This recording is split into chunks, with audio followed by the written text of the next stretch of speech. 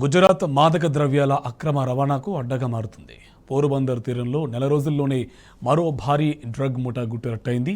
NCB, Gujarat anti terrorism squad, Indian coast guard సంయుక్త ఆపరేషన్లో 3,300 కిలోల మాదక ద్రవ్యాలు పట్టుబడ్డాయి. వీటి విలువ ఓపెన్ మార్కెట్లో 480 కోట్ల రూపాయల వరకు ఉంటుందన్నారు అధికారులు. 6 పాకిస్తానీ పౌరులను అదుపులోకి తీసుకున్నారు. ఢిల్లీ, పంజాబ్లకు వీటిని తరలించేందుకు నిందితులు ప్రయత్నిస్తున్నట్టు తెలిపారు.